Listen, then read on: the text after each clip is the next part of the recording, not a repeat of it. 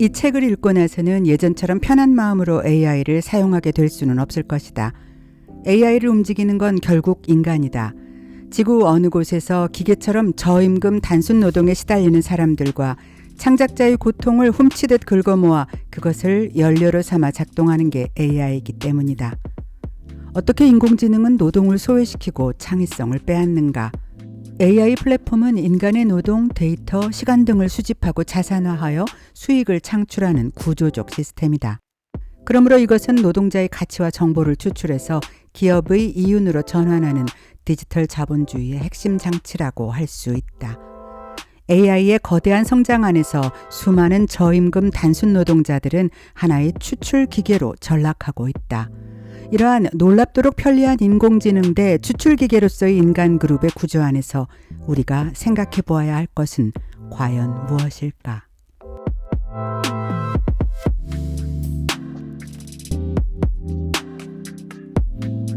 인공지능, 디지털 플랫폼, 알고리즘은 이제 단순한 기술을 넘어 사회 전반의 구조를 바꾸고 있다. 인공지능이 인간을 노동에서 해방시켜 줄 것 같지만 실제로는 클릭을 유도하고 데이터를 가공하며 콘텐츠를 검열하고 물리적 이동을 수행하는 수많은 보이지 않는 손이 기계를 움직인다. 우리의 노동력, 성우의 목소리, 작가의 문장, 예술가의 창작물 모두가 인공지능의 연료가 되고 있다. 그러나 그들의 기여는 사라지고 오직 기술만이 주인공이 됐다. 추출기계는 인간의 노동과 창의성, 시간을 빨아들여 빅테크의 자산으로 전환한다. 이는 돌이킬 수 없는 흐름처럼 보인다. 그러나 우리는 누가 기계를 움직이는가? 그 대가는 과연 정당하게 돌아가고 있는가? 기술 낙관주의가 그리는 장밋빛 미래를 말하기 전에 인간의 노동이 소외되고 창의성이 착취당하며 자율성이 훼손되고 있다는 사실을 직시해야 한다. 그래서 이 책은 흡사 한 편의 디스토피아 소설을 읽는 것 같은 느낌을 준다.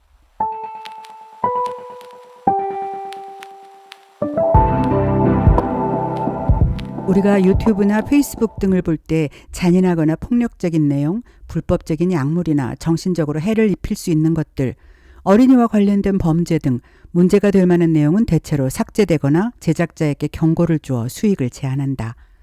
그러나 이러한 자정장치가 제대로 돌아가기 위해서 그 모든 컨텐츠를 직접 눈으로 확인하고 신고된 내용에 대한 적절한 조치를 하는 대규모의 인력이 필요하다는 사실, 그리고 그 작업을 하기 위해서 지구 저편의 저임금 노동자들로 이루어진 하청업체가 어떻게 비인간적인 운영으로 근로자들을 착취하는지에 대해서 정확히 알고 있는 사람들은 많지 않다.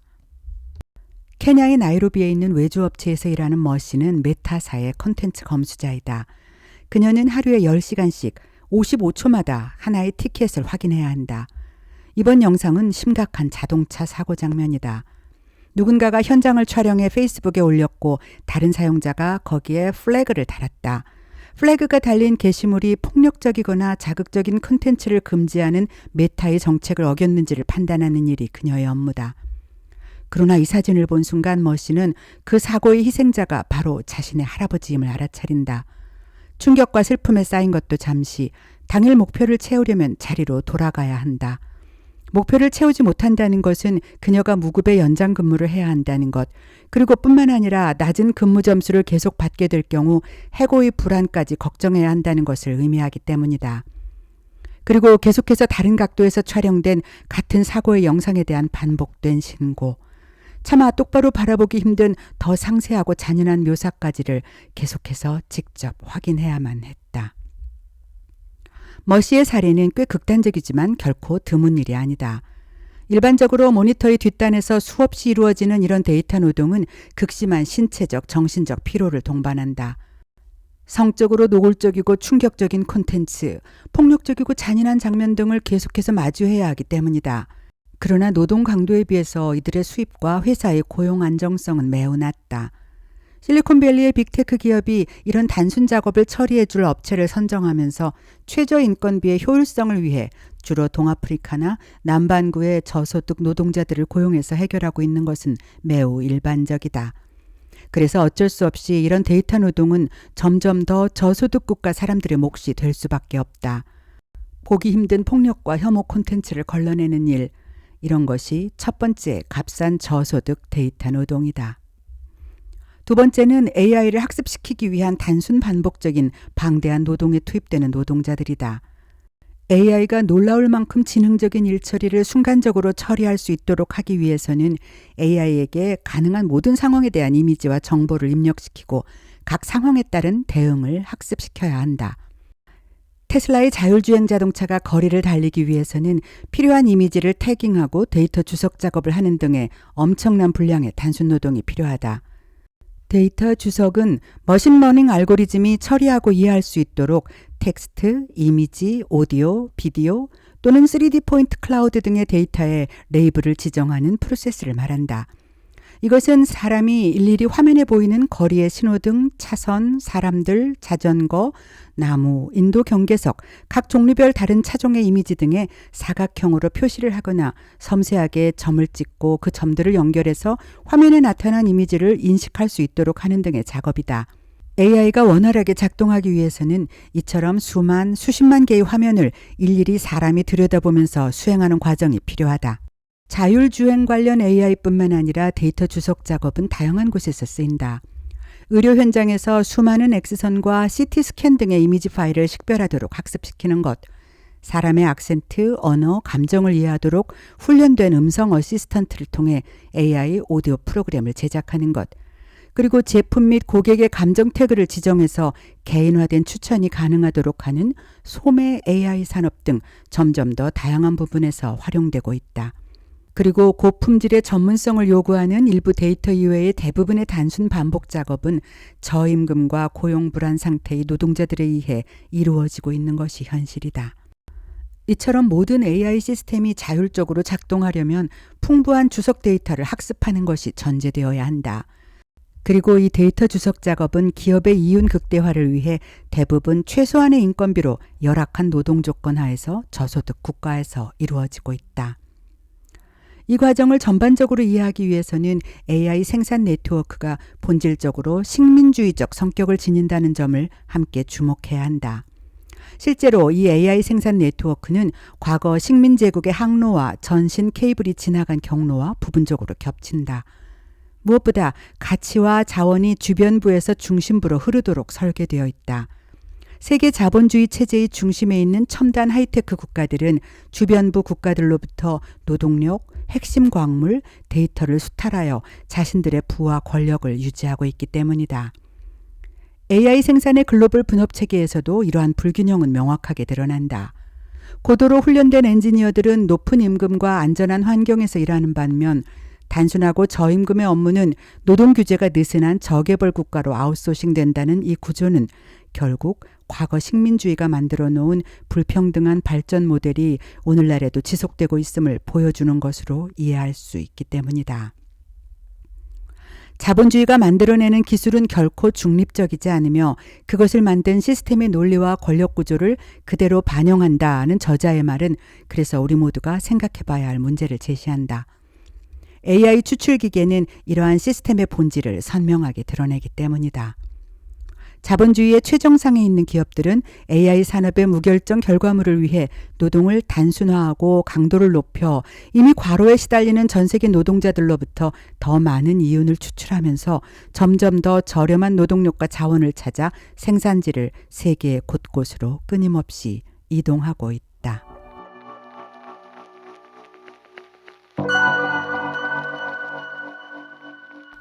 우리는 AI에 지나치게 의존하게 될 경우 어떤 세상이 될지 걱정하는 단계에 이르렀다.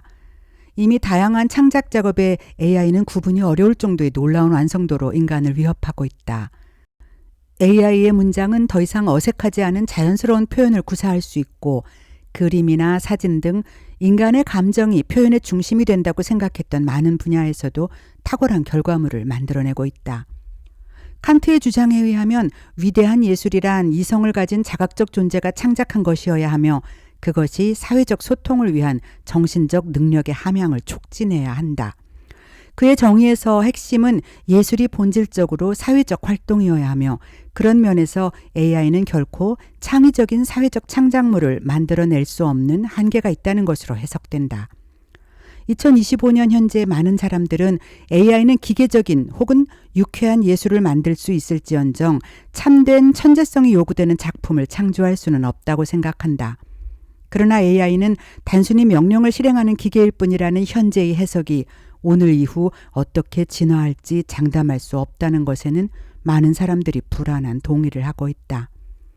AI에 대한 책을 쓰는 것, 그리고 그러한 내용을 가지고 지금처럼 영상을 제작하는 것 또한 하루가 다르게 발전하는 AI의 속성을 생각할 때 얼마나 오랫동안 긍정적인 반응을 가져올 수 있을지 의문스럽기까지 하다.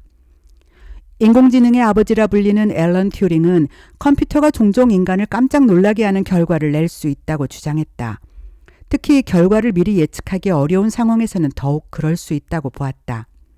그의 이 예측을 현대의 생성형 AI와 연결시켜 생각해 본다면 최종적으로 살아남을 것이라고 예상하는 창작의 분야 역시 딱 잘라 단정하기 어려운 상황이 되었다는 것도 생각하게 된다. AI는 창작자의 모든 것을 긁어모아 학습한다. 물론 이 과정에서 창작자의 저작권에 관한 문제가 등장하기는 하지만 똑똑한 AI는 이미 이러한 제한을 비켜가는 우회적 방식으로의 발전을 거듭하고 있다. 예를 들어 배우의 경우 계약서에는 생성형 AI로 제작된 합성 배우가 특정 배우의 얼굴 특징을 인식할 수 있을 정도로 닮았을 경우 회사는 반드시 해당 배우의 동의를 받아야 한다는 조항이 명시되어 있지만 어디까지가 특정 배우를 닮은 것으로 간주될지는 아직 명확하게 정의되어 있지 않다. 이런 우회적인 AI의 편법은 하느님도 피해갈 수 없는 것이 되어버렸다. 고퀄리티의 일부 작업물을 제외한 AI 광고 사진, 성우의 목소리를 도용한 짧은 AI 목소리로 만들어진 기업의 광고, 홍보물, 이런 것들이 보편화되면서 대부분의 수입을 저가형 광고 작업에 의존하던 성우, 배우들의 수입은 현저히 줄어들고 있다. 이런 문제점이 누군가 특정 인물에 한정된 문제라면 AI가 모든 창작물을 섭렵하여 학습하고 사람들이 계속해서 AI를 통해서만 결과물을 얻으려는 시도가 누적된다면 미래에 닥쳐올 문제는 더욱 심각하게 모든 사람들을 지배하게 될 것이다. AI가 무수한 기존 상황을 학습하면서 발전한다는 개념을 고려할 때 AI는 현존하는 모든 창작물을 긁어모아 그 안에서 새로운 결과를 보여줄 것이다. 그렇게 되면 모든 창작의 기준점은 과거의 작품에만 의존하게 될 것이며 이것은 점진적으로 감정이 결여된 창작의 쇠퇴라는 결과를 가져오게 될 것이기 때문이다.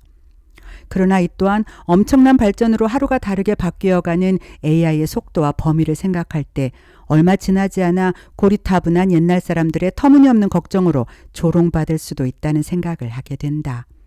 흡사 처음 카메라가 등장했을 때 사람들이 이제 회화는 죽었다 하고 탄식했던 것이 얼마나 우스꽝스러운 것이었는지를 생각하는 것과 마찬가지로 말이다.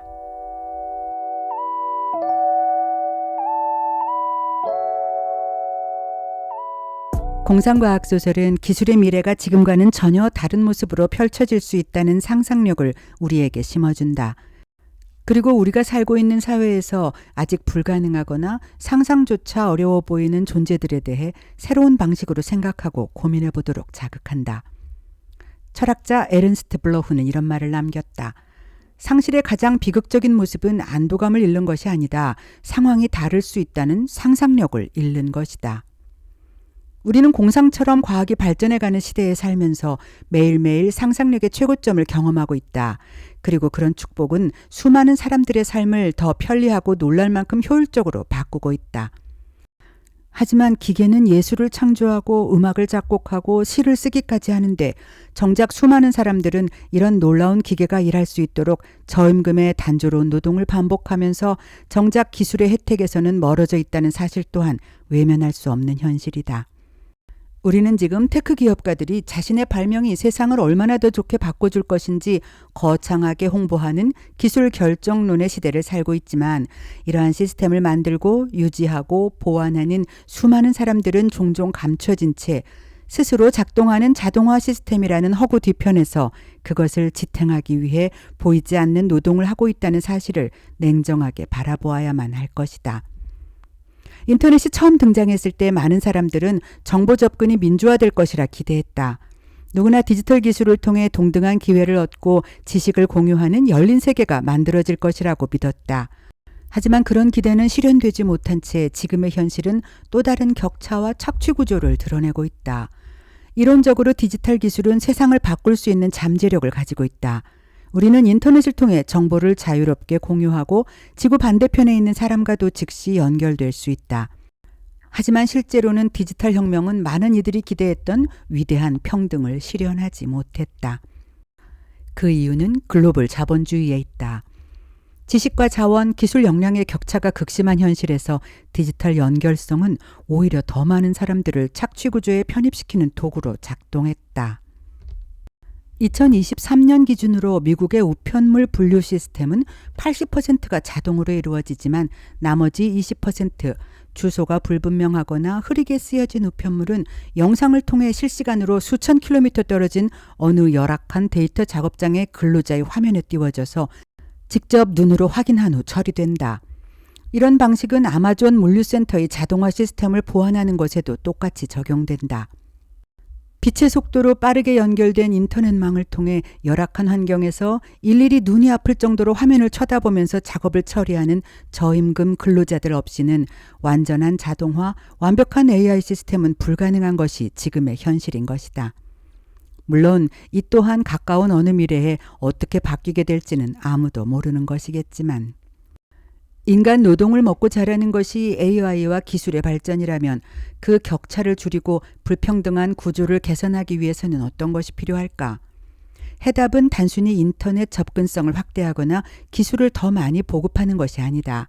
공정한 미래를 만들기 위해서 우리가 해야 할 일은 불합리한 구조 자체를 해체하고 새로운 시스템을 구축하는 것이다.